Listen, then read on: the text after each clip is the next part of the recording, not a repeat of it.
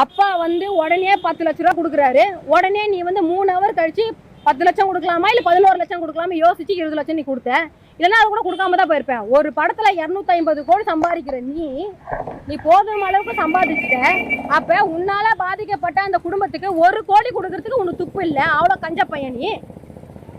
இப்போ நீ வந்து 2026 இருடா உங்களுக்கு 6 மாசத்துல இருக்குது பார்த்துப்போம் அப்படின்னு நீங்க சாப்பிடலாம். 6 மாசத்துல உங்களுக்கு இருக்கு பாருங்க. யார் ரவுடிசம்? யார் அவங்க ரவுடிசம்? அவங்க ரவுடிசம் பண்ணதுனால தானேங்க அவங்க செத்து போனாங்க. உங்க கட்சியில இருக்கக்கூடிய தொண்டை சில தற்கூரிலாம் இருக்கிறான் பாருங்க. அவங்க ஃபுல்லாவே நிறைய பேர் வந்து கொலை பண்ணவன், பெண்களை கற்பழிச்சவன், கஞ்சா குடிக்கி, அதுக்கப்புறம் வந்து நிறைய வழக்குகள்லாம் வந்து சிறைக்கு போனவன் தான் உங்க கட்சியில இருக்கிறான். அப்போ உங்க கட்சி தானே ரவுடி கட்சி. அதனால தான் நீ ரவுடி கட்சின்னு சொல்லிக்கிறேன். உன்னையே ஆளுங்கட்சியோ திராவிட முன்னேற்ற கழகம் அவங்க ரவுடியாக இருந்தாங்கன்னா இந்நேரம் விஜய் வெளியில நடமாடி இருக்க முடியாது.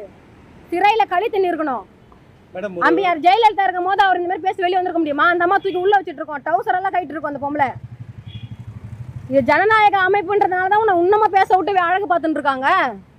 அப்போ உங்களுக்கு புரியலையா இது? அவங்க ரவுடியா மாறினாங்கன்னா நீ அவ்வளோதான். நீ அது ரவுடி கட்சியா இருந்துச்சுன்னா நீ உன்னோட சாப்பிட்டு உங்க கட்சியை முடிச்சுட்டு இருப்பாங்க. இந்நேரம் நீ பொதுக்குழு கூட்டத்துக்குலாம் வெளியே வந்திருக்க முடியாது. கட்சியே அதில் கழிச்சிட்டு இருப்ப, நீ ஓடிட்டு இருப்ப. நீ நேராக நீங்கள் வந்து நேராக இதுக்கு போயிட்டு இருப்பீங்க. மறுபடியும் சினிமா துறை கோடம்பாக்கத்துக்கே போயிட்டு இருப்பீங்க.